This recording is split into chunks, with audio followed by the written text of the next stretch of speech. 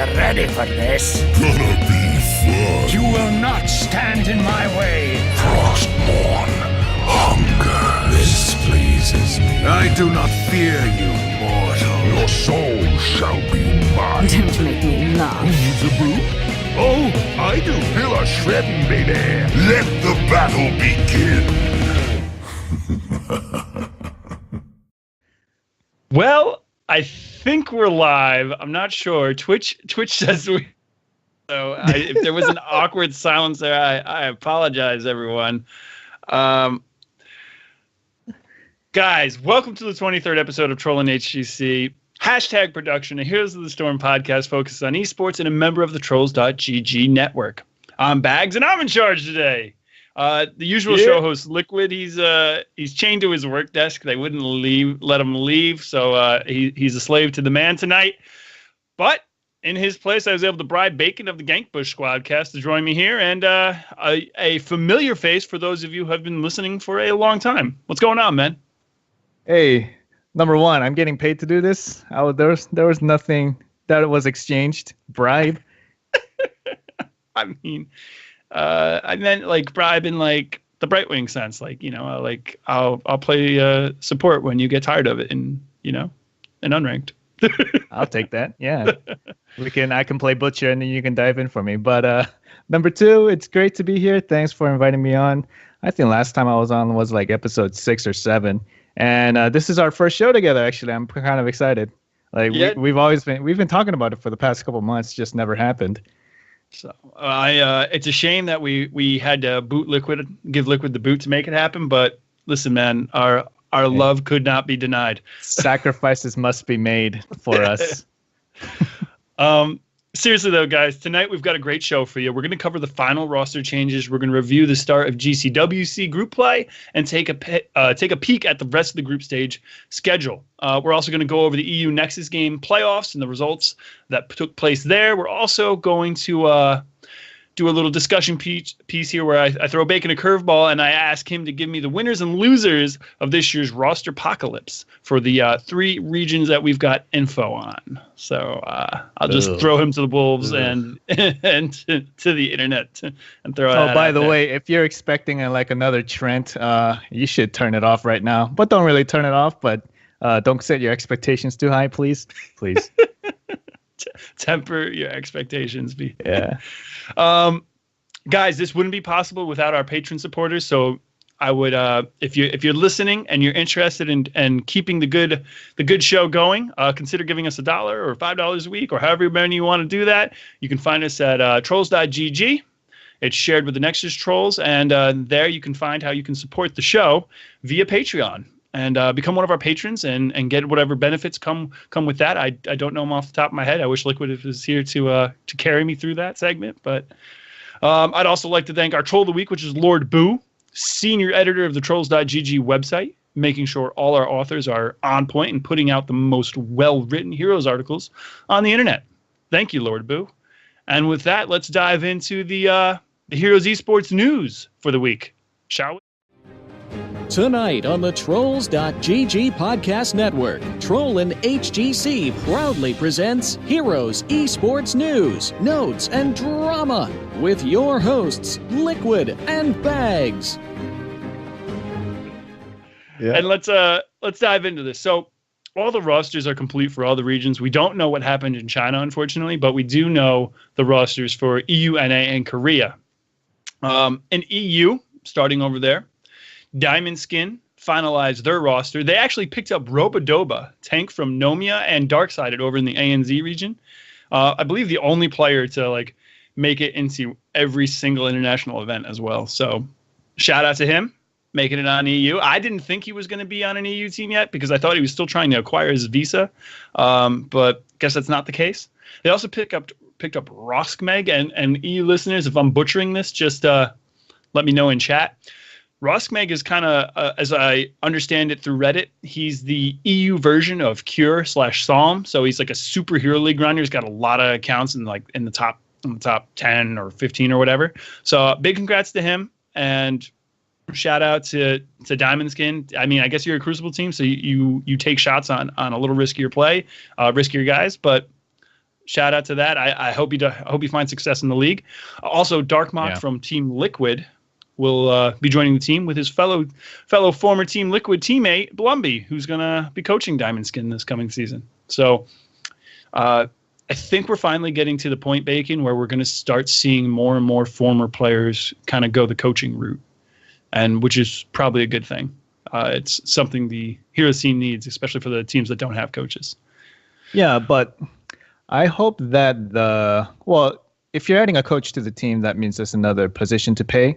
Let's hope that the money follows suit with that growth, because a lot of the time, a lot of esports teams expand, but they don't have the methods or ways to pay the players, and then they end up crumbling.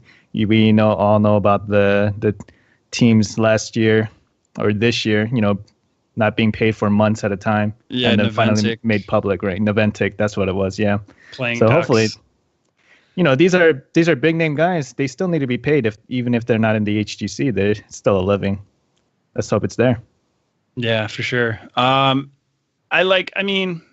So Diamond Skin doesn't have an org right now. It's orgless, and they have a coach. So I'm assuming it's a non-paid position right now for Blumby. Yeah. Until they get picked up by an org that can afford to pay him. It seems like the vast majority of coaches, they just kind of do it as, a passion project, right? Exactly. That's what it is. Except maybe Noblesse. Yeah, he's probably being paid because he's working for like the Dodgers of esports right now. KSV. Yeah, we could talk about KSV when we get to Korea. Yeah, for sure. Zealots pick up 2 players, and I really like the pickups here. Like Zealots, they don't have an org right now, but they will, and they're gonna be a really solid team. They picked up Chris and ADRD. Shad, who kind of like fooled the internet, where he's like, "Yeah, I'm no longer gonna be playing the flex role for Zealots anymore," and then he kind of like left it ... And then a week later, we all find out, yeah, he's moving over to replace Grand Paquete to the support role. So making room for ADRD and Chris to join the squad. So Zealot's already a really strong roster, looking to be, in my opinion, they're competing with Expert, and hopefully LiQuiuD can bounce back for that third place finish in EU. Like it's gonna be a dogfight, and I'm really looking forward to it. I mean, it's always been a dogfight. I think it's gonna be even more entertaining if the bottom teams end up rising up. Ooh, Juan on top has an interesting note here. I don't know if I'm reading this right. So you're saying that Robodoba is still in Australia, hasn't quite made the move to EU yet, and he's been playing on the NA server. How did he? I wonder. We have to get the inside scoop somehow. How did he get on a team if he's still in Australia?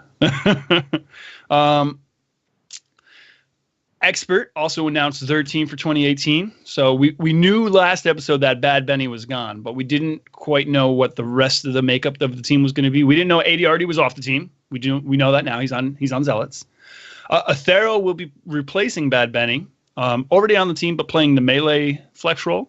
Well, he's going to move over to the tank role, which is something he did for Dig and all the previous teams that he was on. Schwimpy is joining the team. So Schwimpy, no longer on Fnatic, which was a surprise to a lot of us, isn't dropping out of HGC or to a really a much weaker team. He's dropping to a top 3 EU team, to Expert. He's going to be replacing ADRD. I believe it was announced that he'll be drafting and shot calling for the team. And then the mystery 5th member is Arcaner. And when he had previously alluded to this in a tweet from a week or two ago, where he's like, yeah, I'm on an HGC team, but I can't say who yet.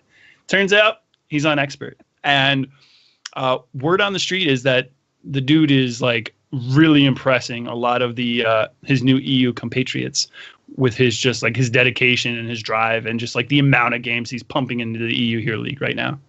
So yeah, it's nice to see all the stars from the lower regions actually make it here and make a name for themselves, or start to make a name for themselves. But it's kind of sad to say that the minor regions are kind of screwed. It seems like, dude, I mentioned it. I was 2-3 weeks ago, 4 weeks ago. Whenever they announced the changes for months ago now, when they announced how the minor regions are going to be able to more freely move. And then with the most recent changes that they made about a month ago, it was the nail in the coffin for the minor regions. Like Blizzard has just pulled up stakes. They're done with the minor regions. Heroes isn't as big as League. It probably never will be. I hate to say it, but it's true. Okay. All their eggs are in the major region basket. So if they have major talent in the minor regions, but there's just not enough to put together major talent teams or get those teams playing other really good teams to make them better, they wanted to put the incentive in for these guys to get out of those minor regions, get some major regions, and show the major regions what they're made of. Yes, it makes the minor regions weaker, but it makes these major regions better, right? Like Expert looks insane. Right? Like this between Experts, Zealots, Dig, and Fnatic, like EU is going to be an absolute dogfight again. I'm saying it right now. Like it's going to be insane. So it's kind of depressing, but at the same time, I'm happy to see these guys getting out of these minor regions, like you said, getting to major regions and getting on really solid teams and like just getting to live the dream that they wanted to live that they weren't quite able to do before. Sadly, it's hard. I don't think Robodoba, unless Diamond Skin does something crazy, I don't see Robodoba continuing the international event tradition streak alive. Sadly, I think that one's going to be coming to a close.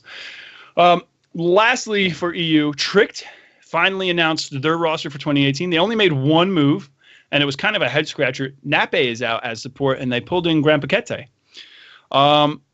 The reason why I consider it a head scratcher is it's kind of like a side grade. Like Grand Paquete, yes, is very good, but Nape wasn't bad either. Like it's just maybe he's a little bit better. I don't know. It just doesn't seem like a big upgrade. Maybe it's a personality thing. It's like it's a shot calling thing. You know, like I don't know for sure. It just this is the one that just kind of all the other ones are like, yeah, that's awesome. Yeah, that's awesome. This one's like, okay, you made a move, I guess. Right? Like, I don't know. It's like when maybe go ahead. Well, it's maybe Nape wanted out or something like that, or it could be a million reasons, right? It's true. We don't really have the answer in that regard. But we can make up our own reasons. What do you think happened? Drama. Let's make up some drama. Grand Paquete has a bigger brand name, and they wanted to increase their Twitter following. I thought you were going to say something really bad. That's somebody... all I got. That's all I got, okay. Man. That's really lame, right? Yeah. All right, moving on over to NA.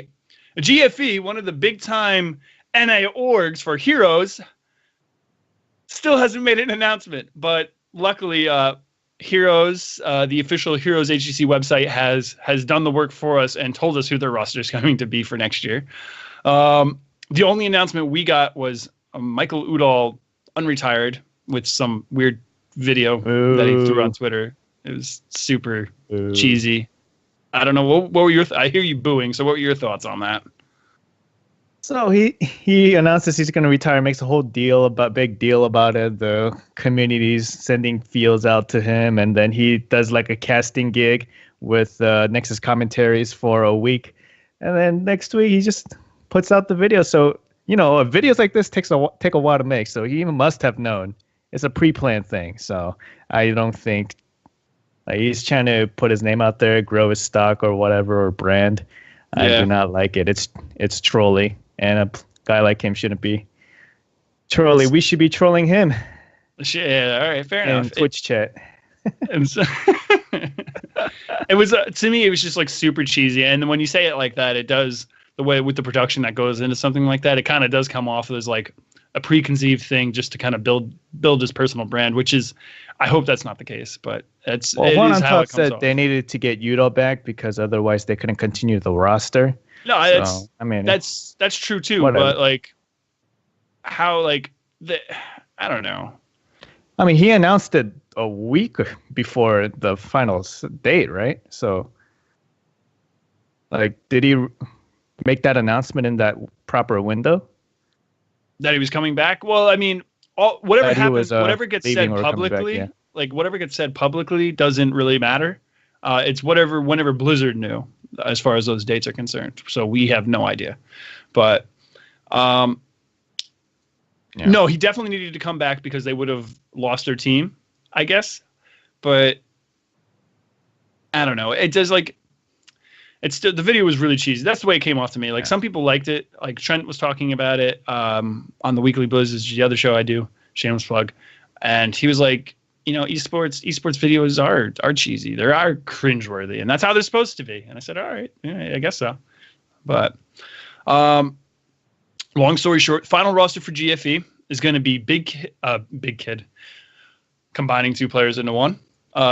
B Kid, Big E, Fury joining the team. So it's nice to see the LiQuiuD guys land on their feet now that LiQuiuD is officially gone. We announced it last week on the show. It was unofficially official, but now the Heroes site has made it official. Fury is rejoining the team, so there's that. And when I look at this roster, it's, you know, Fury tanking, Biggie range carry, Udall flexing, B Kid offlaning, and Akaface supporting. It's a team with a lot of potential, right? Like this is a team. Fury's a very strong tank. Aka's always been a very strong support. Biggie has shown that you know he is one of the best carries in NA. He's shown that potential. B Kid, solid player. The way, not to be a little salty, right? But the way you're describing Gale Force right now, a team with a lot of potential. You could say that with any single Gale Force roster that they've put out the past 2 years, and it's just like it's a big fire to start off with, and then it fizzles out by week 4 or I'm not week 4, but the first clash or whatever it is. All right. So the difference with this team is it's not like a super team. Like the last team was like, oh man, they got Fan and Udall and Aka and K1 and King Calf. This team's gonna be great. It was like kind of like almost a super team, but not like quite, right? Yeah. This team is like to be fair, it's kind of like a downtrodden team. It's like Fury got let go from Tempo because Tempo wanted to build a big brand name team and like super team and big names and like a lot of talent. So unfortunately, Fury got let go from Tempo. It's a nice homecoming for him, but like B Kid, Big E, these are even Udall coming back from retiring. These are like players who have like kind of been knocked down and kind of like picking themselves up right now. This is like a comeback team. It's more to me. It's like this is a really rough looking team. Nobody here is like, damn, that is a great player. It's all like these guys have shown flashes, and I hope it clicks. That's what it is. More to that to me. This is not a team like in the last phase when you looked at that team and are like, if everything clicks, that can be a really strong team internationally.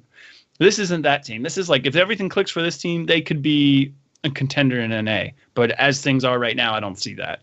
That's the difference. It's still, I see what you're saying. It's always they always seem to have a team that's like, damn, that team's got potential, but this one's not on that level of potential, I'll say.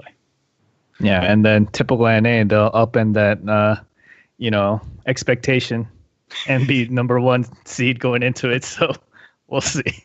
Listen, but that probably won't happen with Roll20's roster. I've already opened my heart to Roll20's potential, and it's already kind of like I'm a little salty about them right now, but maybe I shouldn't be. Oh. I'll talk about it a little bit. Superstars have made some moves, some big moves. They're going to rebrand themselves as Old Gods going into the 2018 season, which is amazing. That's an amazing name. It's a way better name, isn't it? Damn. So and as far as like now that the teams are gonna like the way they're gonna be owned and essentially like they're not just team, they're gonna be they're esports organizations now inside Blizzard's HGC league. It's a much better name than Superstars was. Unfortunately, Iacona and Srey are out. When I get, and it kind of makes sense. Like when you think of Superstars, you think of Srey, right? Like he was like the face, the name, the heart and soul of that team. You also kind of think of Iacona, which is a shame because Iacona has been a mainstay of the Heroes esports scene since forever. And he's not going to be. He didn't make it onto another roster before the transfer period is concluded. He's out for this phase. Hope to see him back in phase 2. Now I wouldn't put him in the elite support class. of say like June, or how Buds and Collusions have kind of forced their way into it in NA. But he was always a rock solid support, and I would have put him. Now Tomster, we haven't really seen his full potential in that role yet, but I would put him ahead of him, and Tomster's still got a role. So kind of sad to see that they're gone. That being said, replacing them, and as well as Yoda, who left to Team Freedom, as mentioned last week on the show. Replacing them is Zuna, K1 Pro, and King Caffeine. K1 Pro is going to be switching to the support role. Oh. And We'll see. Urho will be switching to the melee flex / solo lane role. So because of that, it's safe to say that K1 Pro and CAF are probably a package deal. And it's also cost Iacona his HGC spot. And it's the second, because of that package deal, it's the second time it's cost someone their HGC spot. This is what happened to Crowan. A lot of people argue that isn't what happened, but I mean, I don't know. But 2 + 2 adds up to 4 most of the time, and I think it cost Crowan his spot too. So, I don't know. I can't envision K1 Pro being a better support than Iacona. It's a shame. We'll see. I hope he proves me wrong. But I feel bad for Iacona. That's all. I'm going to leave it at that. Hosty is now the only OG Superstars player left on that team, by the way, from the original inception of that team. As far as where I think this roster is going to go, I have no idea. It's just weird. Like Zuna's going to be playing. I'd probably go back to ranged carry. King Calf's going to tank. Urho will be the. I don't know, man. K1's going to support. Like they could surprise us. So they could come out of left field like Team 8 and Team Freedom did last year, right? And surprise us, and this team really shines. And that'd be a really great story, especially with their cool new name. Or they could just be dumpsters tier, like they were originally named. The best thing about the team is their name, and I hope. I hope they do well, but it's probably going to be 5 or 6. That's what I'm thinking. Yeah. So we'll see what happens. The Space Station Gaming roster was announced today, after Blizzard announced it. So another team that was really slow to announcing the roster. People were saying it might have had something to do, and same could be said with GFE. They were working out hashing out the contract still, so that's why they weren't announced. But I don't know, man. If Blizzard's announcing your rosters before you are, that's kind of like you're missing out on an opportunity. If you're trying to build your brand, you're missing out on an opportunity to do so. Tomster will be replacing Tiger JK in the support role. Again, like I said, he just switched to that role in Phase 2 last year, and he didn't even start it out. Big E was going to play that role, and ultimately Tomster took it upon himself to do it when Big E felt like he couldn't. An average support replacing another average support. That's what I say. I'll say played with both of them in Hero League, and you're not impressed by not either. Impressed. Yeah, they're good, obviously, but at least you can say that.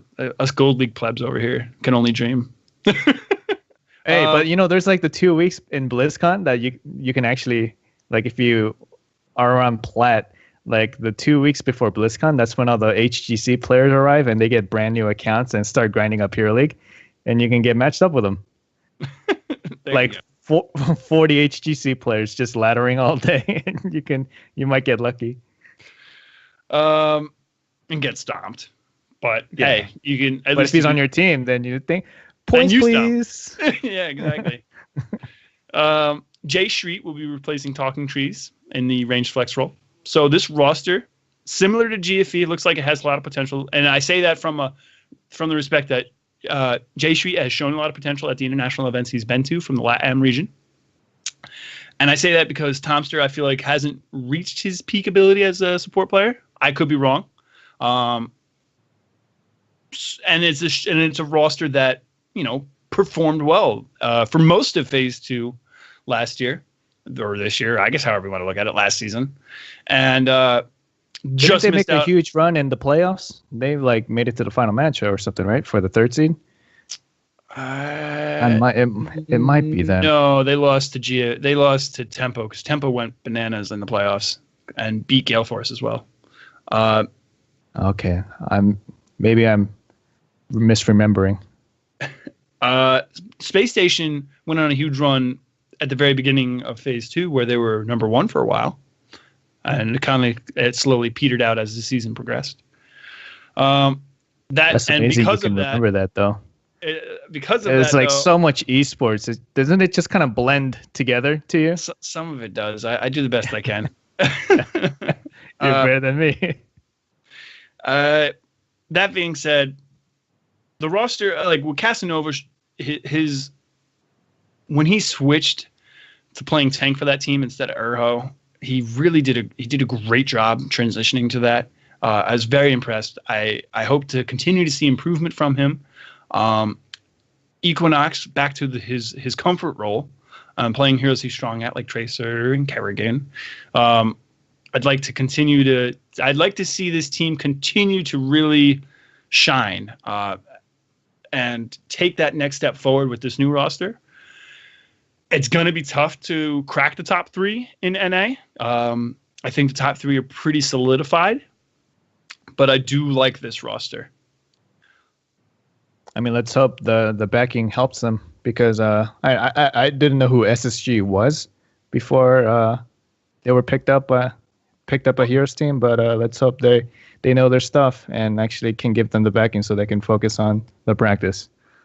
Yeah, for sure. I mean, it seems like, they're in a couple of different orgs too. So SSG is another one of those orgs. It's kind of like their first foray into esports, and they're very brand new, similar to how GFE was. When, hey, look, GFE's got the world's best Rocket League team now. So there's that. Is that true? This is true. I don't follow Rocket League, but I think I heard it on Town Hall last week. So we're going with that. Last but not least in NA, LiQiuD is officially donezo. They're gone. See you later. They disbanded. Bye-bye. They're no longer a team. They are no longer an NA HGC. That team was cursed. That's the best way I'm going to put it. Those players have moved on. Most of them have landed on their feet. Tomster got a team. Zuna got a team. B-Kid and Big E got on a team. The only player that did not make it onto a team is iDream, who was like retired for a little while anyways, right? So I'm sure he's just happy to be done with it all, to be honest with you. They're going to be replaced by the highest team available from the Open Division, which was Imported Sport. So those guys finally made it in. And no longer known as Imported Support. They were actually picked up by LFM eSports, the org, and will now be rebranded as that. So I'm happy for these guys. They twice made it to the Crucible. They twice lost in the Crucible, both times to LiQiuD, which is ironically the team they're replacing. I do have my reservations that they're probably still a Crucible team, because they couldn't beat LiQiuD to make it into the HGC in a best of 7 anyways. So yeah, it's that respect is kind of depressing, but I do hope that they make some, they grow, and, worst case scenario, they get eliminated. I mean, listen, they're in now. That's the thing, right? So they all they have to do is beat teams that they've been beating already. I'm sure that we're probably gonna have a couple former pros throw together a team similar to Heroes Hearth, but they might get EID'd, but I believe I saw Draded tweet out that he's going to try like hell to make sure that doesn't happen. And not to mention, friend of the show, Hero Physio was announced as the coach of new HGC team LFM Esports. So, hey, man, Hero's going to put his work in and try and make sure that doesn't happen as well. So big congrats to the dude. I tried to get him on the show tonight, but, of course, I asked him. It was a little bit last minute. And we're still looking to make it happen soon, TM. So maybe next week, maybe not next week. So we'll backup Asian. So that's why I'm here. So I went to my backup Asian and I got bacon. That's how that works. Thanks. Yeah. But I'm really happy for LFM Esports. I follow Swabs Magoo. He's a friend or acquaintance that I've known for a while. Maybe I followed him through both Crucibles, and my heart is crushed. But now that they kind of sneaked in last minute, I hope they can at least get a 5 seed, so they can avoid Crucible. Oh, for sure. That's a huge accomplishment for them if they can actually avoid Crucible. Listen, I think. they're not a bad team by any stretch of the imagination. They've always been And really good. they try cool things like that. They're one of the Cho'Gall? few teams that like this Cho'Gall, Zarya. I mean, they're a fun team to watch. So It's a team where you have to ban Cho'Gall, so that's exciting. You know what I mean? Like, and that's, if they can. The way I look at it is like, if you have I don't want to call it a cheese comp, but if you have a comp where you are forced to ban non-standard picks like Cho'Gall or Medivh, and then you make your standard a lot better, that is a serious advantage in the draft, right? So, Roll20 took advantage of that too, like during a lot of the for drafts. sure. So, I mean, you got to ban Diablo, you got to ban Medivh, and then they pick out something completely different. Yeah. So it's a serious advantage in draft. It's when a team has to burn a ban on something that maybe you don't even want to use it anymore, right? But they have to respect. It's such a respect ban that it's something you can use in your favor. Hopefully they're able to leverage that in 2018. All right, moving on from NA to Korea. Mighty, similar to LiQiuD, disbanded. This is kind of depressing to me because it was a Korean eSports org, or as far as I know, at least they had an org in Overwatch as well. They're going to be replaced by Team Feliz, which is interesting because that's Spanish for happy, I think. Merry, Feliz cumpleaños. Yeah, happy, something like that. Joy. Yeah. I don't know. It's Spanish. It's a Korean team. It's funny. Team Spanish, yeah. The Korean team Spanish. Three of the Mighty players did find their way onto other Korean rosters, similar to the LiQiuD. It is happy. Thank you, Detective Daz. Good. Maggie, and Nasang all made it onto other Korean rosters, so they will continue to be in the Korean HGC. Unfortunately, Joker and missing one other Mighty player will not be playing in 2018. Team Feliz to me is a mystery. I don't know anything about them besides that they're Team Happy. Word on the street is they have some players from the old Korean Super League that was around in 2016 pre-HGC. So maybe there's potential there, but it's hard for me to imagine that they're just not going to be Crucible fodder come Crucible time. Maybe they'll win in the Crucible because the amateur teams aren't that good, but it's just hard for me to not see them as a 7 or 8 seed. Tempest picked up Dami and Good. I don't know what the roles they're gonna be playing there. I don't read Korean. I have a link to the tweet. Maybe I don't know if you can read it or not, Bacon. Dami, I know Tang for Miracle, currently signed as that for Tempest, so I don't know who's going to do what for the team. I'm reading it. You could keep going, though. All right. And Ballistics made one change. Swoy retired. He's going to be replaced by Magi. That was the support player for Ballistics, so Magi will be going back to support.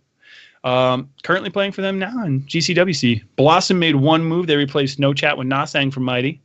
Miracle made 2 moves. Also, I don't believe they're currently sponsored. They were sponsored by MVP. No longer. KSV bought them out, but they can't sponsor them. MVP was grandfathered into HGC being allowed to own 2 teams, but technically no org is allowed to own 2 teams in HGC.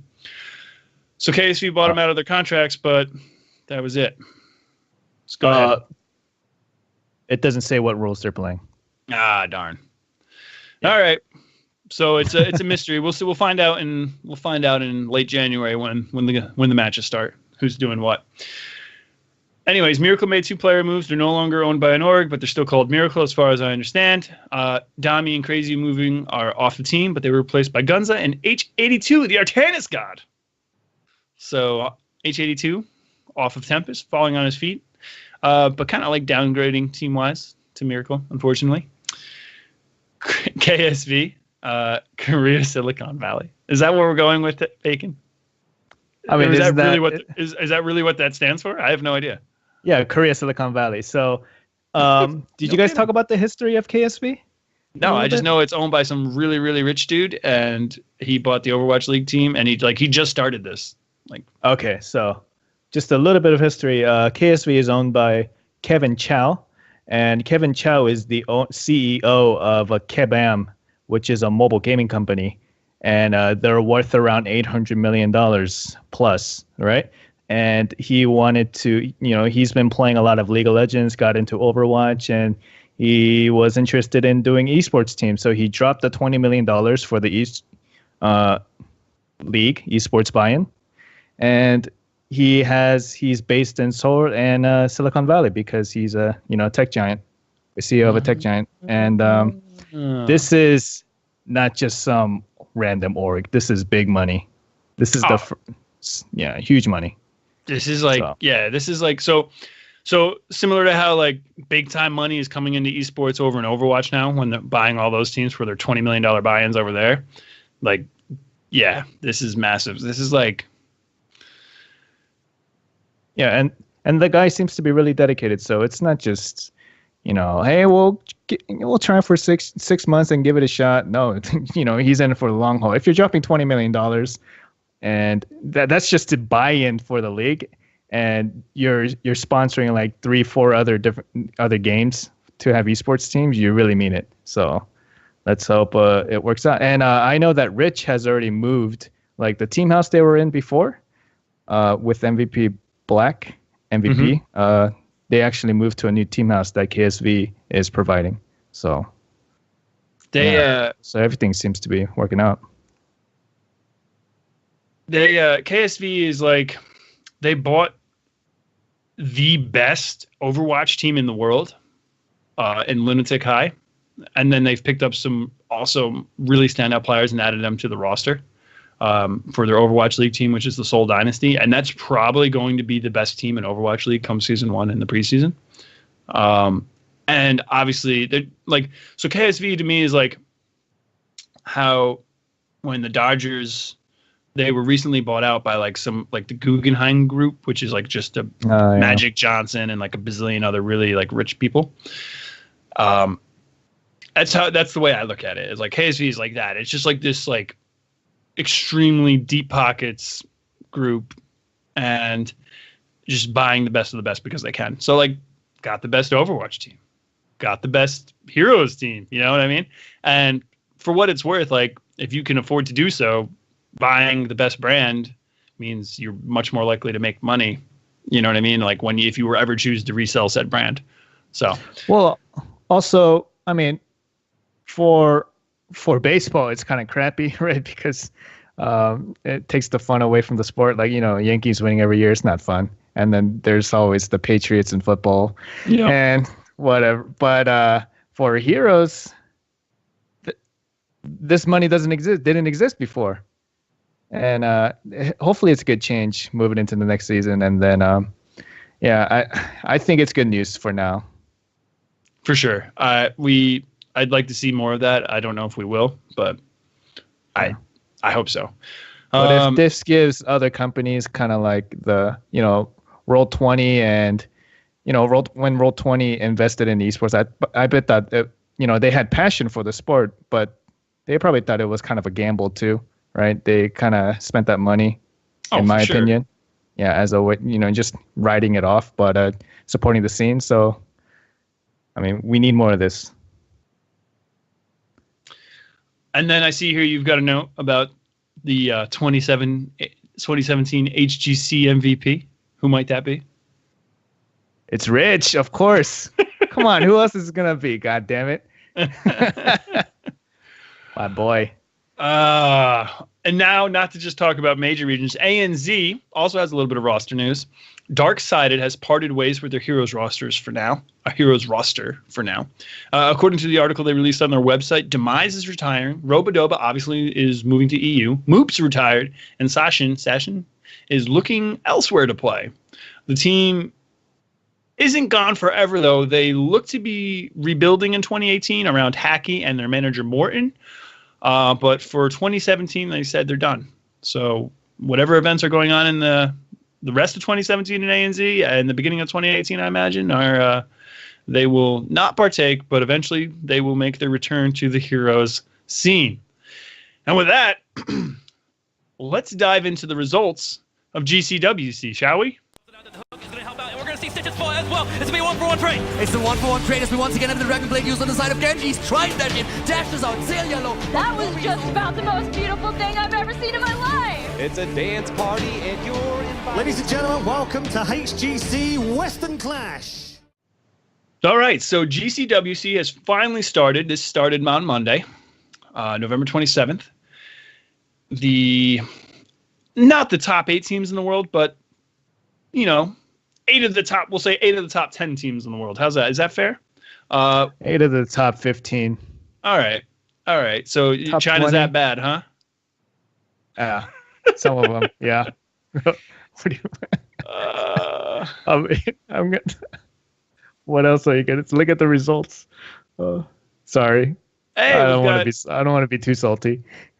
Charles has chimed in here about your Roll20 comments, but I don't want to get too off topic. Day 1, I'm just gonna whip through the results here, and then we'll talk about we'll share our thoughts. All right. We'll take a look at the current standings and go from there. Day 1, match 1, Roll20 versus SPT. Opening match of the ceremony, NA's Great Hope, 2-0's the reigning champs in China. Feeling good about that, right? Moving on to match 2, CE. Takes a map off Dig. They split 1-1. Beyond the Game plays Ballistics. They never had a chance. They get 2-0'd. KSV Black faces off versus the new Fnatic roster. Rematch of the recent grand finals at BlizzCon.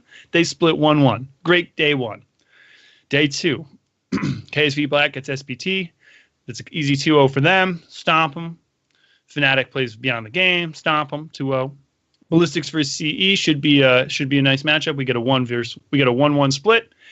Dig versus Roll20. So we get the new look Dig roster and we get the new look Roll20 roster. We get to see how it's the arguably weaker EU team facing off the best NA has to offer.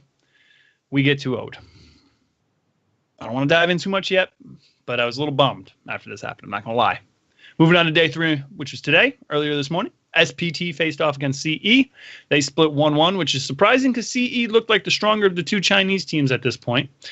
Beyond the Game gets 2-0'd by Roll20, pretty handily, mind you. Beyond the Game hasn't won a single map yet. Black beats Dig. In some games, they haven't killed a single person. Yeah, unfortunately, the only game they did get some kills was against us. Roll20, yeah. Yeah, sad times. Black beat Dig 2-0 and beat them pretty handily, as far as I could tell. Fnatic faced off against Ballistics, rematch of the semifinals from BlizzCon. Ballistics won 2-0. Also, I don't want to say too handily, but fairly easily enough, dispatched them. Looking at the current standings, let me open this link real quick. Boom. Black sitting at top with a record of 2 wins, 1 draw, and 0 losses. Tied with them at the top is Ballistics with 2 wins, 1 draw, and 0 losses. Roll20 sitting in 3rd place with 2 wins, 0 draws, and 1 loss. Fnatic in 4th with a record of 1 win, 1 draw, 1 loss. Dig tied there with them, 1 win, 1 draw, 1 loss. Challenge sitting at 3 draws. Super Perfect Team, but 0 wins, obviously. Super Perfect Team has 0 wins, 1 draw, 2 losses, and Beyond the Game hasn't won a map yet, sitting at 0 wins, 0 draws, and 3 losses. What are your thoughts so far, Bacon? Out of the Chinese region, because this is kind of like a Chinese-focused tournament, right? So for sure, to me, I think of it. I was just gonna say, I think of it as a Chinese invitational where they invite international teams to come compete against them. Yeah.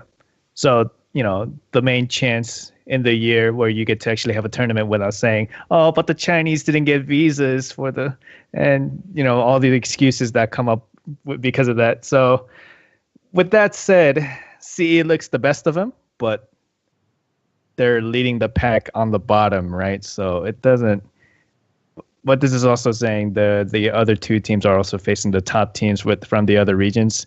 So it's not like a completely fair portrayal of the Chinese region, but with that said, CE looks okay, looks pretty strong, honestly. But let's hope that some people in chat are kind of wondering or like hoping that this doesn't discourage the Chinese region from bleeding players. They've been doing that the past year, and the region has looked weaker and weaker. And we're hoping that this doesn't happen because of the tournament. And MVP Black, or KSV Black, I'm sorry, looks amazing. My boys over in Korea. That's your team. Yeah, that's my team, man. You just got done complaining about the Yankees, and it's boring that they win every year. And then here you are, you root for the Yankees of heroes. Hey, they're not the Yankees yet. They need to win. But I was in BlizzCon, like whenever like Roll20 did well, the entire stadium is standing up on their feet, like waving those little boomsticks, making all the noise. But when MVP Black wins, there were like dozens of us cheering, and I was one of the dozens, and that was a unique experience when everyone's looking at me because like who's Rich would make a play, I go crazy, and then 40 people around me like looking at me like, okay, anyway, but Ballista looks strong. Roll20, I like the new roster. I think there's a lot of potential there. It seems like they're still gelling. Some people were caught out, but a lot of potential there. And Team Dignitas, I think, made an upgrade. These roster changes, it helped them out. But Fnatic took it, and Fnatic, it seems like. You think they took a step back? But they took a step back. But this is, considering they're facing the top teams from every region. So, KSV Black, Ballistics made the fewest changes out of all these teams. So it's really hard to tell without 6 months of grinding behind them. I mean, for what it's worth, right? Like you said, KSV hasn't made a change since after phase 1 and that roster period or that transfer period. So this is a roster that's pretty gelled already, and that's why it's the big reason why they're stomping. They're the team to beat, bar none. It's going to be hard for them to lose this tournament. I will say that. Ballistics only made one roster change. We don't know when they started scrimming with the new roster because they just announced the roster change a week ago. But Swoy's out, Magi's in, supporting for Ballistics now. But with only making one roster change, at least based on the results we have so far through 3 days, it looks like Ballistics has overtaken both EU squads. They 2-0'd Fnatic pretty handily today. It wasn't like a huge stomp like KSV Black has been doing, but it looked like, at any point in the game past level 10, it's like, okay, they're in control. So it was just, they were winning every single team fight, and that's a roster that's known for their macro play more so than their team fighting, and I think that says a lot. So, the best Fnatic looked was game 1 against KSV Black, and that was a close game. Yeah.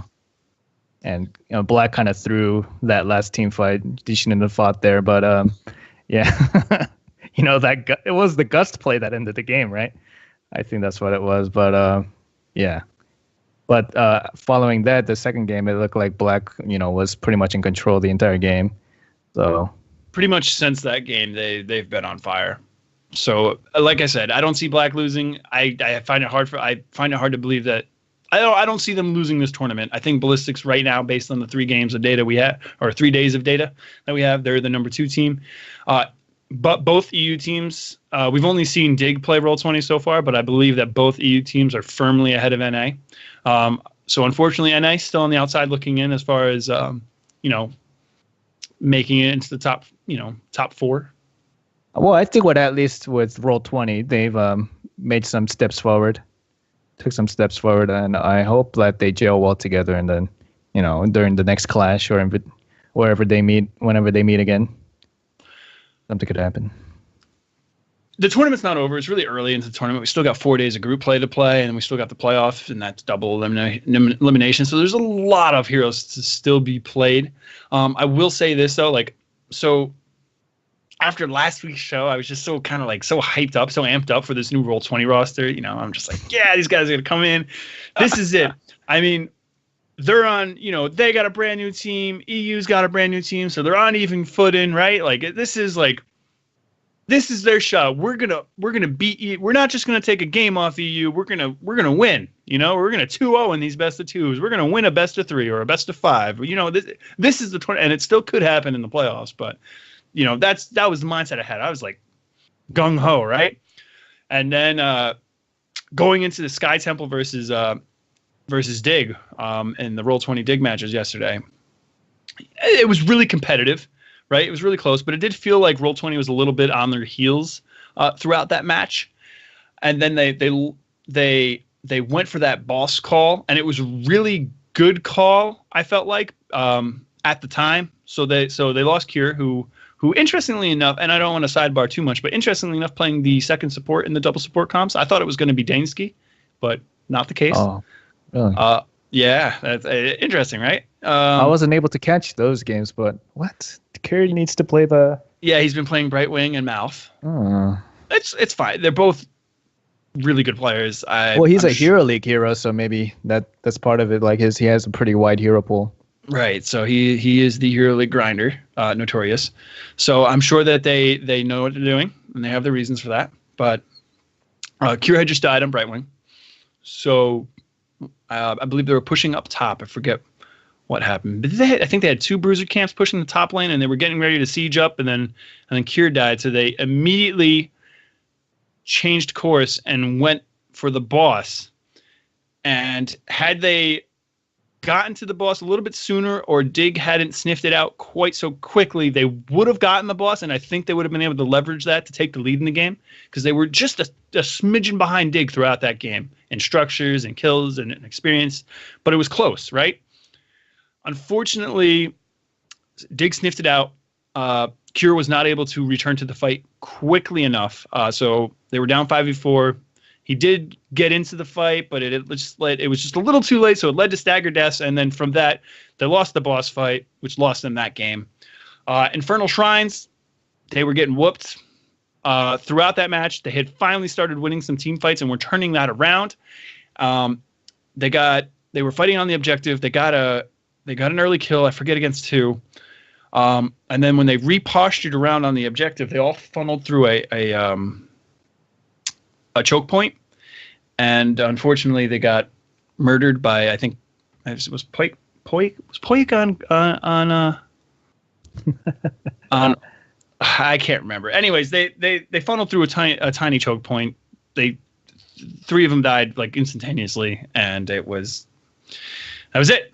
They lost 2-0 real quick. So it was just very small mistakes, I guess you would say, that ultimately were their undoing in those matches. So they did look good in flashes, and it did seem like that the potential's there. It's just not there yet.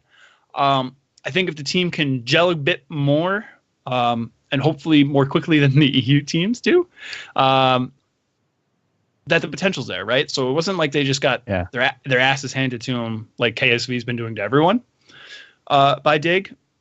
But it was just disappointing. I wanted to see them split against Dig. So let's see what happens. But you said they're looking good in bursts. They have 10 more days in China and a lot of scrims to be had there. So this is the best time for them to gel together as a team before the HGC starts in 2018. So I'm not they even have worried to about, take advantage of this. I mean, how often are you going to be able to scrim against Black and Ballistics and Dignitas and all those other teams, right? It's a huge learning experience for them. They're going to be able to take away a lot from it. And going into phase 1, I think they're just, and I've said it before, I think I said it last week on the show, they're going to stomp NA. I love Team Freedom. I think Team Freedom is going to be the second best team in the region. I think they're going to do better than Temple, but I don't think they're going to do better than Roll20. I think Roll20 is going to stomp. You can take that to the bank. But again, I'll take it with you. Circling back to GCWC, I want them to crack top 4, but I don't know if they're going to. The easiest part of their schedule's done, right? So they played Beyond the Game, crushed them. They crushed SPT, and then they lost to Dig. Those are 3 of the easier teams. The only other easy matchup they have left is CE. They still got to play Fnatic, Ballistics, and KSV Black. It's rough. Oh, yeah. That's a rough schedule. And while we're at that, let's take a look at let's preview the rest of the games that we got coming up. So tomorrow morning, first thing in the morning, if you're an East Coaster, it's 5 a.m. If you're a West Coaster, it's 2 a.m. If you're somewhere in between, it's a time somewhere in between. SPT faces Beyond the Game, KSV Black, and then the second match will face CE. Highlighted match I got here is Fnatic versus Roll20. We want to see how Roll20 stacks up against the new EU Fnatic roster, the new not all Swedish boy band roster, because Mene doesn't have any hair. That's the worst meme that needs to die. I'm glad that's gone. Oh my god, it's gone. They could have gotten Poyek instead of Mene, and it would still be the Swedish dream. No. Match 4 is Ballistics versus Dig. So that should be really good. Basically, the second best Korean team versus the second best EU team. And we really don't know who's second best right now, how these rosters shake out. I'm just going based off BlizzCon results. So that should be really interesting. Friday, we have match 1 is SPT versus Ballistics. Match 2 is Dig versus Fnatic. So it's your EU Titans going at it with their fresh rosters. That's going to be really interesting. Unfortunately, it's only a best of 2, but I expect that to split 1-1. Match 3 is Roll20 versus KSV Black. 22-0. Never forget.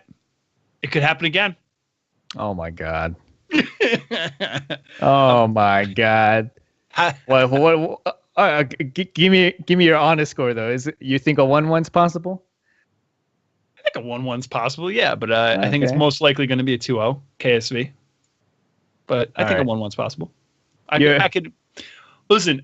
If I was a betting man and I needed guns in my head, it's going to be 2-0 KSV Black. All right, but yes, I think there's a chance they split 1-1. I don't think there's a chance they 2-0 against KSV. I mean, I'm with you there. I mean, I think it's going to be a 2-0, but my backup team is Roll20, so I want them to do well just as much as you. I mean, not as much, but because I want Black to 2-0 them, but I want them to 2-0 every other team. Hey. Where were we? Yes, Saturday. Yes. So December 2nd, Saturday, day 6. SPT faces off against Dig. Roll20 faces off against Ballistics, which is a rematch of quarterfinals. So highlighted that. Mark that on your calendar. That's going to be a good one. Match 3 is CE versus Fnatic. Match 4 is Beyond the Game versus KSV Black. Sunday, the final day of the group stages. Fnatic faces off against SPT. Match 2 is Ballistics versus KSV Black. So it's the 2 Korean Titans going at it. Match 3 will be Dignitas versus Beyond the Game. And Roll20 finishes up with CE. It's a match they should probably win. It could go 1-1 because CE has shown to be, so far, at least in this tournament, the best Chinese team. But we hope they 2-0 there. Roll20, I think 2-0, they can knock it out. Let's do it.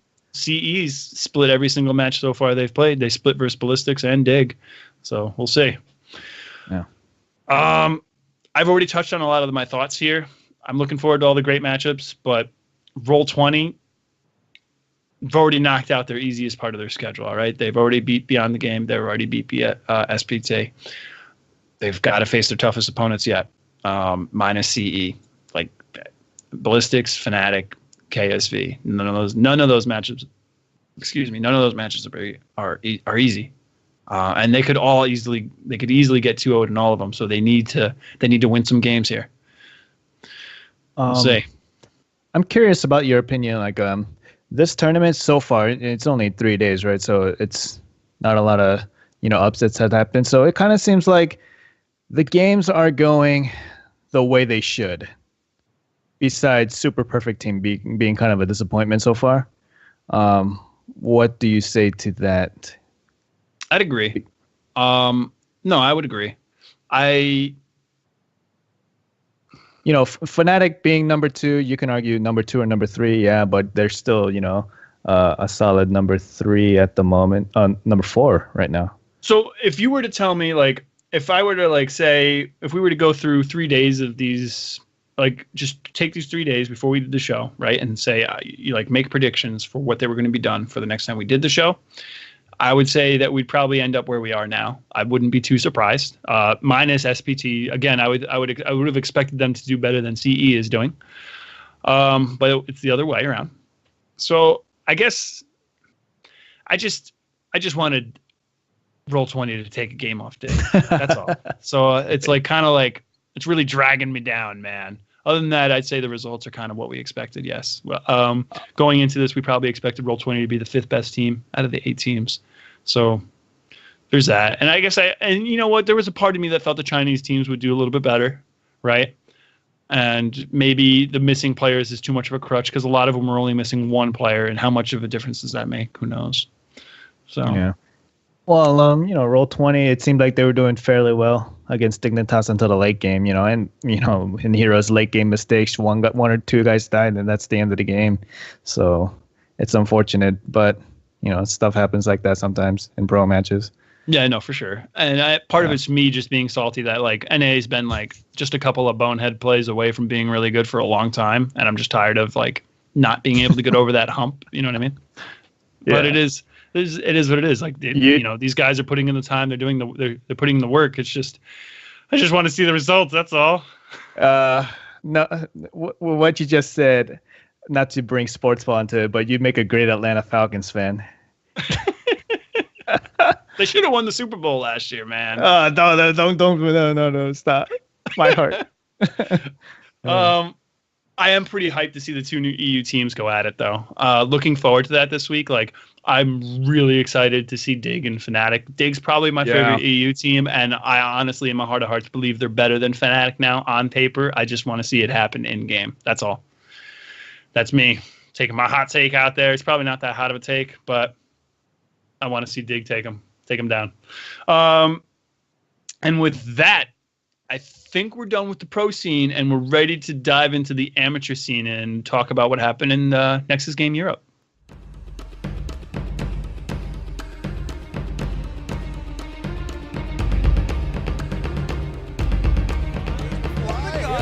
And the Mastermind Storm is awaiting them. Welcome to the paint train. Kill the boss! Kill the boss! Can't they do it? It's too much damage for me! And that's GG! Oh yeah, sorry, I was just enamored with that beautiful bumper I worked so hard on and took forever to get on the show. Nexus Game Europe's this is weirdly worded. The EU Amateurs World Cup style tournament, Nexus Games Europe, has concluded. Congratulations are in order for Team Poland, winners of the inaugural EU Nexus Games. I think they only dropped 2 maps throughout the entire tournament. They just were absolutely dominant. So in the semifinals, we saw Sweden take down France 3-2, Poland take down Germany 3-1, and then in the finals, we saw Poland defeat Sweden 3-1. Personally, last week on the show, I picked Sweden to win it all. I had high hopes for the team. I felt that picking the country that seemed to pump out the most notable heroes talent was a safe bet. Unfortunately, I kind of overlooked all the talent that was on the Poland team. They've got 2 players from Polska Pamięta, 1 from Run It Down, formerly of Leftovers, and a pro SC2 player on the team. So... Guess I didn't do my research. Feels bad, man. So congrats. You know what your mistake was? All the good Polish people are on teams already. So let's see. That's what it is. Yeah. Well, all the good Swedish players are in the HGC already. That's what it is. Yeah.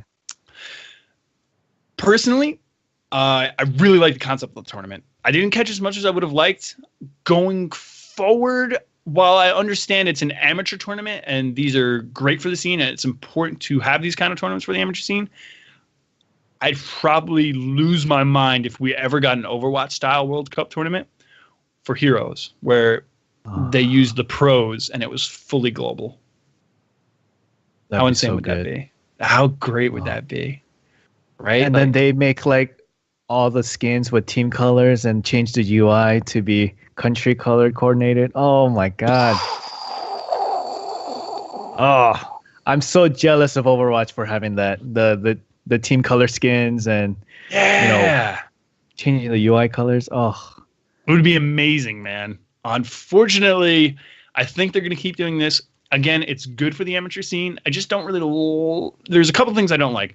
I don't like how the teams are based off they take players from each they have to sign up and say they're interested. If I remember correctly, they fill out a form, grind Hero League, and then the Heroes team decides who's on the team. Blizzard picks the teams, right? They're all right, you 5 guys from Germany that are really high on the ladder, you're going to be on the team. Here you go win. You know what I mean? I don't really like that. Yeah. Also didn't really. I mean, granted, I'm not a huge fan of how Overwatch decided theirs, where you vote the fans voted for their panel, and then the panel made the team. So that kind of was weird too. Did the fans vote for the panel? For the Overwatch panel, yeah, for each region. I know the panel made the team, but the fans voted for the panel. Right, the fans voted for the panel. Oh, okay, to make, that's weird. That would make the team. Yeah, for Overwatch. I mean, it was an improvement over last year's system when it was just purely a vote-based system, right? Yeah, that's like how baseball is too, and baseball is kind of like you get some lame all-stars sometimes because of it, and basketball. Yeah. That being said, great tournament. It's really good for the scene. It's nice to get those some of the amateur names out there that aren't already out there. Also, Bakery was third guy, and good for him. Yeah. Glad that he was able to quickly move on to something like that and dive into that project. Personally, he did get to shoutcast a couple games. I felt it was a little. I wasn't super impressed by it. Like, it wasn't like, oh man, this guy's great casting. Like, I didn't walk away from that. But that being said, his post game analysis was really good, really insightful, and I really enjoyed that. He did say on last week's town hall that he actually enjoyed shoutcasting a lot more than he thought he would, and it's something he might try and do some more of. So he's going to work on it and put some work in and try and get better at it. So, shout out to Bakery, put the work in. I hope you do get a little bit better at it. But if you decide that you want to stick with the post game analysis, I think you got a calling for that, man. You really do. Yeah. You can tell in his casting that, first of all, he got better throughout the tournament. And good, big props to him to look, listening to criticism and constructive criticism. But it's funny, he has an accent, a small accent. So, the chat gets on him for that. But whenever in the first couple of days he would talk and his hands would be, he didn't know what to do with his hands. It would just be like up, like, yeah. Hands. So when they go into like, all right, put your hands down, bro. God damn it. That was funny, but he stopped doing it. So listen, he's always been a kid with a good head on his shoulders. And it says a lot that I saw the comments in Reddit. He went to Reddit, read the comments, made some changes, made some improvements. He's always been a hard worker. So now that he's retired, whatever he puts his mind to doing, he's going to find success at. And that's just the kind of guy he is. So props to him. As well, in the amateur scene, the Art of War Open Tournament is coming up. Link to that is in our show notes. Goes to the Trolls.gg website. I shamelessly plug no matter what, because I'm a good employee. Dorsch has got a nice write-up for it. It starts December 9th. First place gets $150. It's paid out as 5 $30 Amazon gift cards. Second place gets $50, paid out as 5 $10 Amazon gift cards. We also there also is the Krampus Crucible coming up. Starts December 4th, runs to December 18th. It is a best of threes tournament. It's going to be single or double elim. They haven't announced yet. It's going to be based on the number of entrants. I'm sure it has something to do. If you have too many, it's going to be single elim. If there's not a lot, they'll do double elim. The maps will be map 1 will be Towers of Doom. Map 2 will be Infernal Shrines. And map 3 will be Braxis Holdout if necessary. Again, best of threes. And it will be played out in a reverse draft, which means your opponent picks the team for you. So it's kind of like a show matchy tournament. Krampus Crucible, run by the Nexus Gaming Series, friend of the show. As well, while we're talking about them, their Series A, or their Division A Season 2 concluded. Team Cynics defeated TMG Red 3-1. And with that wraps up the amateur scene. And I just want to touch on one last discussion topic before we start getting out of here. Bacon. You've had all show to think about it. We touched on Rosterpocalypse at the top of the show. I want to hear what your takeaway of the teams of all the teams that have finalized the rosters, which is all of them now. What's your takeaway? Who are the winners of Rosterpocalypse, and which teams failed to make an impression on you? All right, you can pick a region and start there, and we'll touch on the 3 major regions, not counting China because we don't know anything about that major region. So I'm kind of the worst guy to ask this kind of question because this, question encompasses the entire scene. And I personally like to watch games of the highest level. So if I'm watching something, I usually watch Fnatic games, big games, Gale Force or Roll24 NA. MVP Black or KSV Black. Sorry, I keep mixing it up. So it's fine. It'll take a while for that to sink in. I have, eloquent tastes. Is that what you would say? No, I mean, I kind of use it to level up my own game. So someone in chat laughed at me for saying GFE for high level NA. I mean, this is what you get for NAs. But I kind of use it to watch and follow players and see what they're doing on the map to, apply it to Hero League to the best I can. So I try to start from the very tip top. And, if I'm watching streams, I'll watch Rich or players like that, or players like Sam, who's amazing, by the way. You should follow him. So the winners or losers, because hard to say right now, but I would say Fnatic made a downgrade, but they're still going to be top 3. So, I mean, would you still say that counts as a win? Even if you downgraded your team, but you're still like top 2 or 3? No, it doesn't count as a win. And I'll tell you why. When you were arguably the best team in the world for a little while, for that brief window from mid-season brawl to BlizzCon, right? They were arguably the best.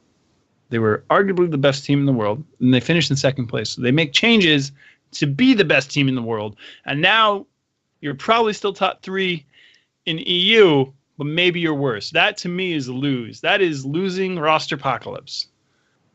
Okay. I don't count that as a win, personally. Now, time will tell. Maybe I'll be eating crow, right? My foot will be firmly planted in my mouth, and they will be the best team in the world. And I didn't see it coming. And Bad Benny changing roles and coming over to Fnatic, and Mene, the Mage God, coming over to replace Schwimpy. Those were the changes that needed to be made to make them the best team in the world. And I'll be wrong, but me personally, I mean, the pieces are there. It didn't seem like it was gelling in the first. That's what it days. is. I just don't think they're all really talented players. Now, I don't want to take anything away from it. It just seemed like they had a really well-built puzzle before, and now the puzzle pieces don't necessarily fit together so nicely. Yeah. Well, I wish we knew what was going in the inner team drama when Fnatic decided to make those changes, because, it kind of seems backwards. But anyway, winners, Team Dignitas, obviously. I agree. Yeah. These other teams in EU, whatever. I'm here for the top 2, baby, or top 1. I mean, I'll pay attention. First, you're last. Like the Bacon Hots is the Ricky Bobby of heroes. I only have so much time to watch esports in the week, but if some of these teams start surprising and getting upsets, I'll pay attention to them. Dark Mark, or what's his name? Shoot, ADRD is kind of a question mark with his new team, right? I mean, there's a few question marks hidden throughout the region, but I'll go to NA. Old Gods, obviously. I mean, they won name change. One name change, but all these, if we're gonna call them what the community call them, old scrubs. I mean, they're kind of has-beens the way the community sees them, don't you think? No, they've been in the scene for so long, but they haven't produced like crazy good results. What would you say to that claim? As far as like Old Gods is concerned, I mean, that's kind of like, that's part of the problem with that team is like, so, Zuna's been part of some really successful teams. There was a time when Tempo was when that Tempo was on that massive win streak, and that started right after they replaced Glaurung with Zuna way back in 2015. While we're still talking about 2015, that's when King Caf and K1 won BlizzCon. Unfortunately, to me, Heroes was kind of still in its prenatal stage. It was out of beta at the time, but it was still so... The esports scene hadn't quite matured yet. So it kind of is a bummer, because it might be the only time NA ever wins an international event, but we have to kind of put an asterisk on it, because MVP Black didn't even get to go to that BlizzCon. I think they did. They lost in the finals. They lost like, it was kind of, I didn't get to watch it. They lost to Team DK in the Super League finals, right? In a best of 7. So it's hard to say that it was fluky, but like, why is Korea only sending one team? Like, so they had a bad day, and they lost. They lost the best of 7, which is tough, but typically the better team wins in that case. But I don't know, man. Yeah. Regardless, well, it just seems like the old, what's their name? Yeah, I know what you're saying. That old roster that won the first BlizzCon, they still are, kind of riding the BlizzCon wave. They're riding the coattails of that early success still to this day. Yeah. We've kind of seen the best that they have to offer, and they haven't shown us that level of greatness since then.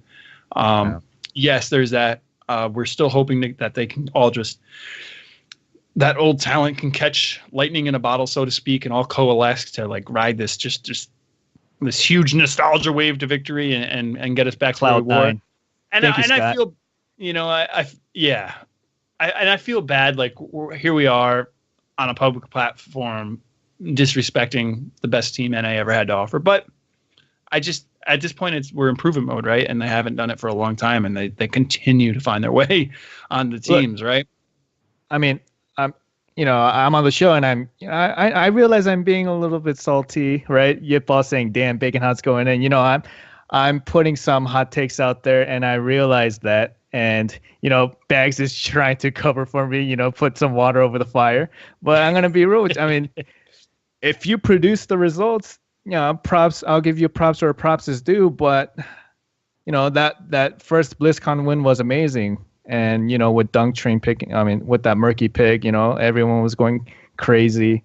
I mean, that was one of the best ways to start, Heroes of the Storm, in my opinion, with a home NA win. But what else you got to show me? I mean, I want to see.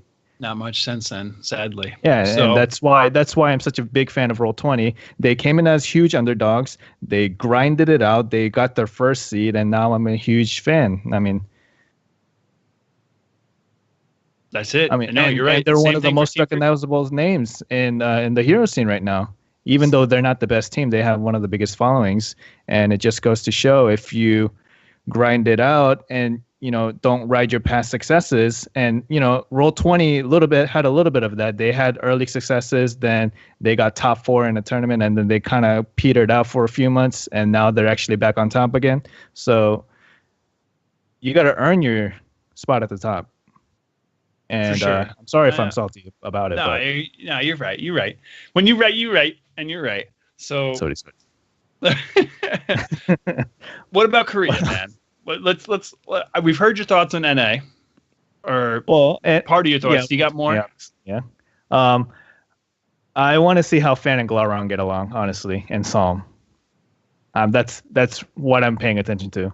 And then Gale Force eSports, whatever. They always have huge hype behind them, and then they kind of always disappoint. So we'll see what Gale Force does, but I think it's just like a side grade. And Temple Storm is the question mark. I honestly can't tell if they win or not. But Heroes Surf Esports, my boy BBJ, and I like Crone. Crone's all right, and I like him better with the afro, though. I hope he grows that back.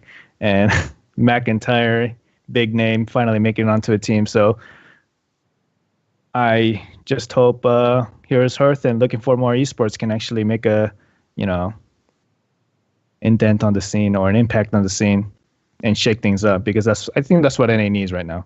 Well, to be fair, even in Death was able to do that. Like, Lutano is still in the league, and Homicidal, he didn't make it onto a roster, but a lot of us thought he should have. So they made changes were made, right? So we did get some new blood out of that, for what it's worth. And if everything were to go south for these two new teams, I think we would still see the same thing. I think a couple of those players would be retained. Yeah. All right. So what about Korea?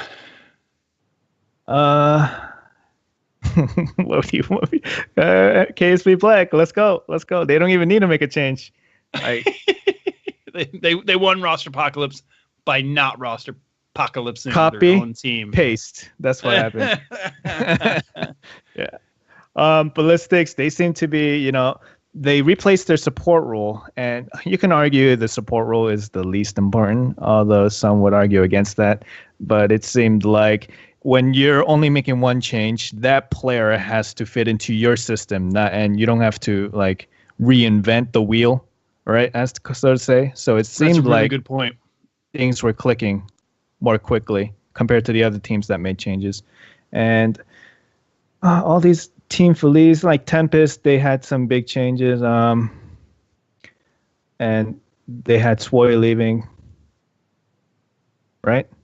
Yeah. Swoy left Ballistics. Oh, okay, sorry. Yeah, that's. Tempest lost Hong Kono. He's like, I guess he's going to try and be a caster now. And they lost H82. Okay. And then Mighty's dead. DOA, dead on arrival. So it's, KSV Black 1, Ballistics 2, Tempest 3, Miracle trying to fight for 4. So it seems like the same old story. Yeah, my note here is that KSV Black did absolutely nothing. They added Noblesse as a full-time coach, and Ballistics lost the core member.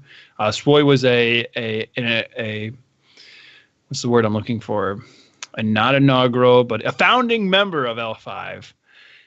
Gone now, replaced by Magi. So to me, it seems like Ballistics is falling. They were ahead of Black. They were neck and neck. It was a toss-up. It seems like they're slowly losing pace. All right, they lost Noblesse to their arch rival.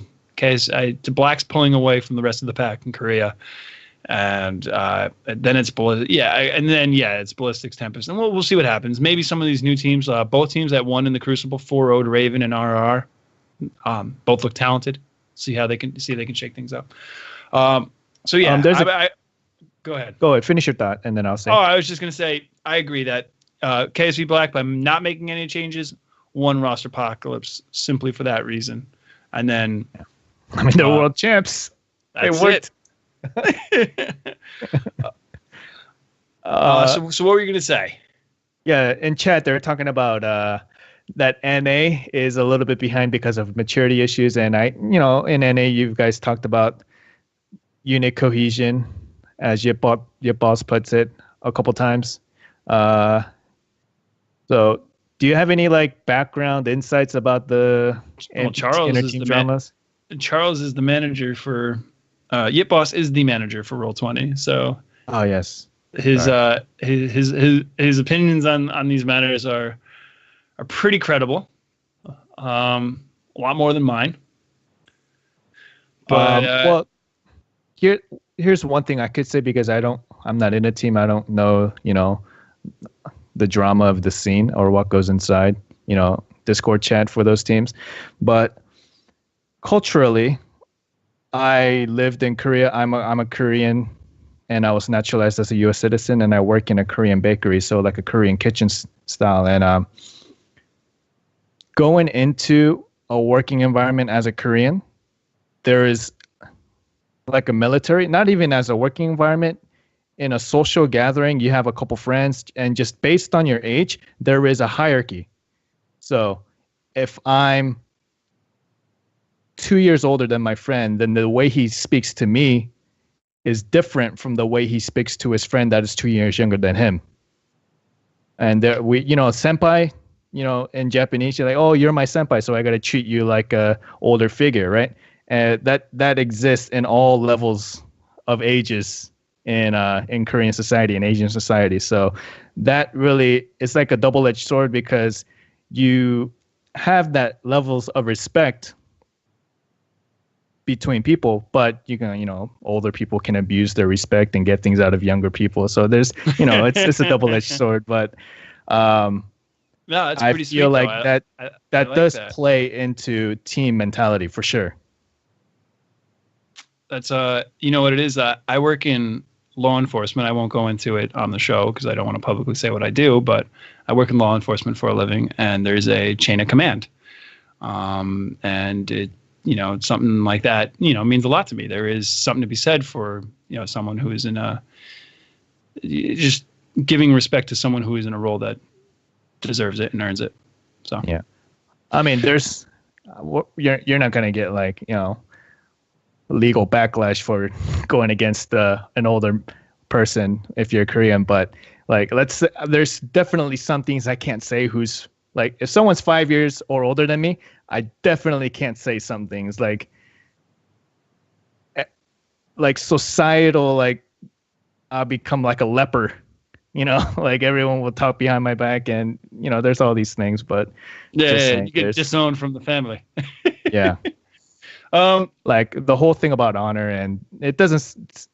And NA has like a culture of you're special, you're the superstar, so be the best you can be, and step on others people's heads on your way to the top. Yeah. And that kind of mentality. So it does kind of feel like with the big personalities like Larang and that's a good segue actually. So I wanted to I forgot to chime in with all my thoughts. For me, the winners of Rosterpocalypse and NA, it's Roll20 and Space Station. I know I don't want to shit talk Tempo, but to be fair, I think Tempo is going to be really strong for all the reasons that Trent stated last week. I think that the team is just ultra talented on paper. I think that they're going to be the second or third best team in NA. They're going to make it to the international events for that reason. But I do think that they are never going to reach the potential that team has on paper. And that's if things go well. I also can totally see scenarios like it's like a 50-50 shot. Like this team's either going to play well, but never ever going to hit all the potential that they have, or it's going to blow up in like a inferno of we hate each other. Like, because it's just a lot of big personalities on one team. It's a lot of shot callers on one team. And I don't know how that's going to work. You can't, the common mindset on Reddit is there's too many cooks in the kitchen. And there's a reality to that. Like who's in, I don't know. It's just, it could be a lot of butting heads and it just won't work. Reason that I say Space Station is I think that team has a lot of potential. They took in Jay Shreet. We're going to see what he can do in the NA region. We've only seen it from him playing on Red Cannons or Infamous or all those LATAM teams that he ever played on in the international events. We're also going to see Tomster playing. He switched to the support role. Yes, he's had a couple months doing it. Yes, you haven't been impressed by his play in Hero League, but I still think that there is room to grow for him in that role. So we'll see what they can do. They were also really strong, in phase 2. I want to see them improve. So I think those are the winners in NA. I think GFE was kind of like had a very meh roster apocalypse season. The other two teams, Heroes Earth, that's what it was though. Isn't it like all right, it's a team. Like I almost mentioned it in the news section. Like Guaz and I left the war. Did you see the Warcraft movie, by the way, Bacon? Yes. So Guaz and I left the movie theater and we're like, well, it was a movie. Like we loved it, we loved the Warcraft story. So it was like, yeah, we finally got our Warcraft movie. But let's be real. Did you see that orc CGI? Yeah, but what about that story? Did you see that orc CGI? Damn, it was crazy, huh? Let's not talk about it. Hey, what about all the lore changes they made? You saw that orc CGI though, right? It looks pretty good, huh? How good was that? Did you see when he picked up that horse? Yeah, so, and did you see that mage do that polymorph? That was pretty sweet, huh? That's how I feel about GFE's roster moves, man. Like it was like they're very meh. They just don't really bring a lot to the table. They should change their name to MEH instead of GFE. Yeah. Over in EU, I think Dig, Zealots, and Expert made some really, really good changes. I'm excited to see what Arcana brings to the table on Expert for the same reason that I'm excited to see what Jay Street brings to the table for Space Station. Zealots picking up Chris and ADRD. This is a team that took Expert to the limit as far as qualifying for BlizzCon goes. It was, I believe they went to the full Game 5 and it was really close if I remember correctly. We could see a shakeup in the top 2, top 3 in EU. I think Dig, the roster that they have now, if things click, if they behind the scenes everything works the way it's supposed to, that's a team that I think can leapfrog Fnatic now. And I'm not convinced the Fnatic changes were that great. Like you said, I think they're still a top 3 team in EU, but I don't think they're the world beaters that they were last year. I think they took a step backwards, which is a shame. The team I'm most disappointed in EU with is Tricked. They did really well in phase 2. They kind of petered out at the end, but it's a team that played well in phase 2, made one move, and it was a side grade. Like exchanging that for Grand Paquete, like on paper is like zero change at all. The only thing you could say is that Grand Paquete is going to fit into the team better for whatever team dynamic, culture, shot calling, whatever reason. And that, what behind the scenes, I'd like what he brings to the table back there could be why they made the change, and it could be he could bring a lot to the table in that respect, and they do a lot better because of it. But on the outside looking in, it's just a very vanilla change, and it almost like a wasted roster move. And then I already touched on Korea, like KSV Black, Noble S, full-time coach, best team in the world, adds a coach that's, a drafting guru. So who's anyone else in that region? What's that? There's no one else in the region, as far as I'm concerned. Oh, in Korea?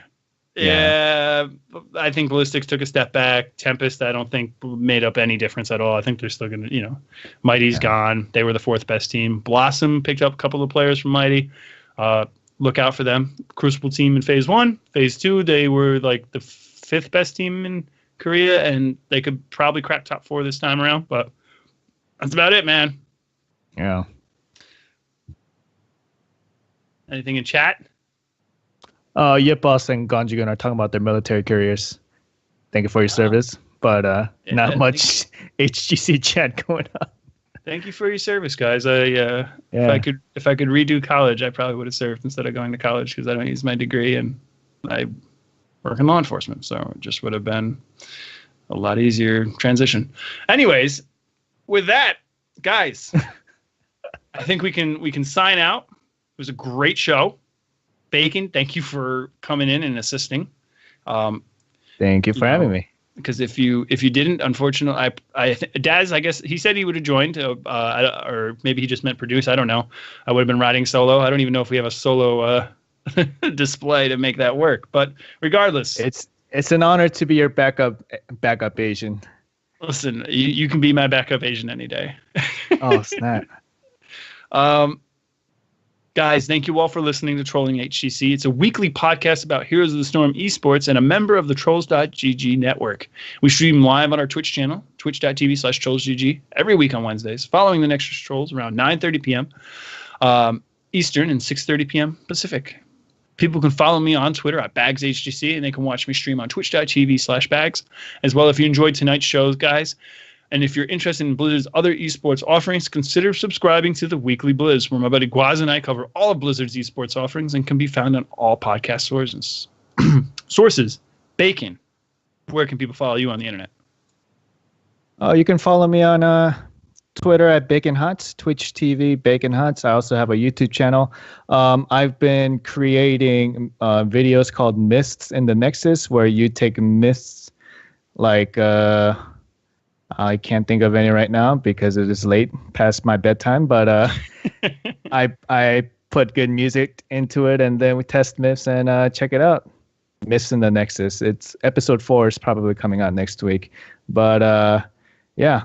And I'm part of the Gankbush Squad podcast, which is basically 6 guys of all different playing levels, and we talk about HOTS news and strategies from all those different points of view. So from silver level player all the way up to a grandmaster level player, we take all those different points of views and talk about them and break down the game. And I'm hoping you can make it tomorrow. Should I be announcing this right now?